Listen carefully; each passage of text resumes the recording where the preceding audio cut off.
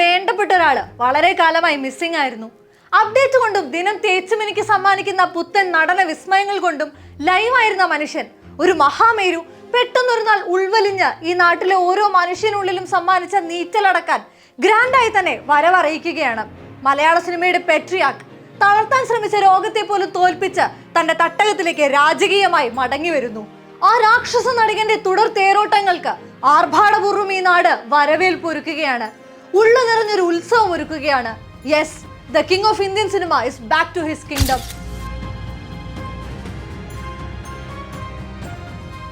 എത്ര കാലം അവരെന്നെ ഓർത്തിരിക്കും?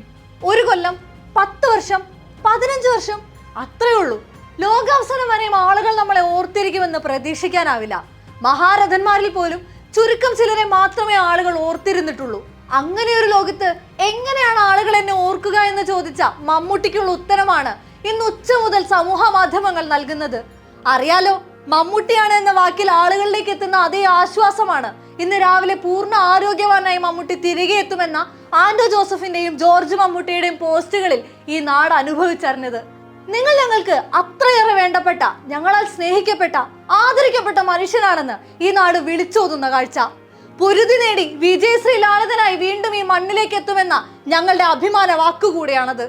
ഒരു പുതുമുഖ താരത്തെ പോലെ വീണ്ടും വീണ്ടും പുത്തനൊരു മാജിക് സമ്മാനിക്കാൻ മമ്മൂട്ടി എന്ന താരത്തിനല്ലാതെ ഒരാൾക്കും സാധ്യമല്ലെന്ന ഉറപ്പുകൊണ്ടാണത്. പുതിയ കഥ പറയാൻ, പുതിയ ലോകം കാട്ടാൻ മമ്മൂട്ടി എത്തുമെന്ന മലയാള സിനിമയുടെ ആത്മവിശ്വാസം. മമ്മൂട്ടിയുടെ കണ്ണെന്ന് നിറഞ്ഞാൽ നമ്മുടെ കണ്ണു നിറയുമെന്ന് ലിജോ മുൻപ് പറഞ്ഞത് വെറുതെയല്ല. സ്ക്രീനിൽ തെളിയുന്ന കഥാപാത്രങ്ങൾക്ക് ചുറ്റും ഈ നടൻ സൃഷ്ടിക്കുന്ന ഒരു ഭാവ പ്രപഞ്ചമുണ്ട്. ശബ്ദത്തിന്റെ ആരോഹണ അവരോഹണങ്ങളിൽ തീർക്കുന്ന മാസ്മരികതയുണ്ട്. കഴിഞ്ഞ 5 പതിറ്റാണ്ടുകൾ കൊണ്ട് തേച്ചുമിനുക്കി ഒരുക്കിയെടുത്ത മമ്മൂട്ടി എന്ന അഭിനയ സപര്യ. എളിയ ഉദാഹരണത്തിന് തനിയാവർത്തനം തന്നെ നോക്കൂ. കൂട്ടും കുടുംബവും നഷ്ടമാവുന്ന ബാലൻ മാഷ് ഒടുവിൽ ശ്രീധരമാമയുടെ മുറിയിൽ വന്നെത്തും. ഇടയ്ക്ക മാറ്റി ബാലനെ കട്ടിലിരുത്തിയതും തന്റെ കടങ്കാൽ അയാൾ ചങ്ങലയ്ക്ക് നേരെ നീട്ടും. വിധിയോട് തർക്കിച്ചിട്ട് എന്തു ഫലമെന്നറിഞ്ഞ് പൊരുത്തപ്പെടുന്ന ബാലനെ മരണം തോൽപ്പിച്ചതും ക്രൂരമായാണ്. കൺമുന്നിൽ വെച്ച് പെറ്റമ്മ ചോറിലേക്ക് ചേർത്തു കുഴയ്ക്കുന്ന വിഷം ഉരുളകളായി വായിൽ സ്വീകരിക്കുമ്പോഴും നിർവികാരമായി അവരെ നോക്കിയിരിക്കുന്ന ബാലൻ മാഷ്. അടിമുടി ആ അമ്മയെ അളക്കുന്ന ബാലന്റെ ഉള്ളിൽ അവസാനമായി നിറഞ്ഞ ചോദ്യങ്ങൾ എന്തായിരുന്നുവെന്ന് വർഷങ്ങൾക്കിപ്പുറവും പ്രേക്ഷകരെ കുഴപ്പിക്കും.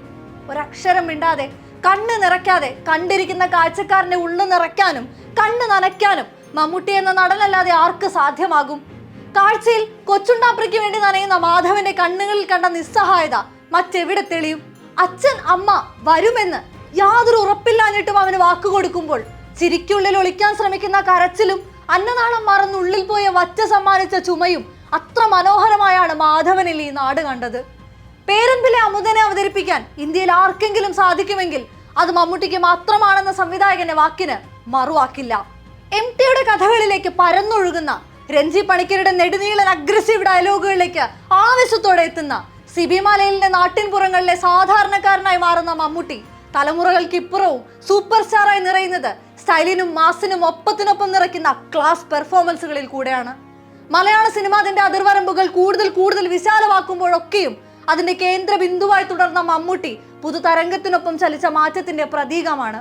മറ്റൊരു സൂപ്പർ താരത്തിന്റെ ചിത്രത്തിലേക്ക് ഒരു ക്യാമിയോ വേഷത്തിലെത്തി നിന്റെയൊക്കെ ശബ്ദം പൊങ്ങിയാൽ രോമത്തിൽ തൊടില്ലേ എന്റെ എന്ന് ആക്രോശിക്കാൻ പാകത്തിന് വലിപ്പം മമ്മൂട്ടി എന്ന ത്രയാക്ഷരിക്കേ ഉള്ളൂ. അതുകൊണ്ടൊക്കെ തന്നെ ആ വെണ്ണില ചന്ദനക്കിണ്ണം അങ്ങനെയൊന്നും തന്റെ ആകാശത്തെ തനിച്ചാക്കി മുങ്ങിപ്പോകില്ലെന്ന് മലയാളിക്ക് ഉറപ്പായിരുന്നു.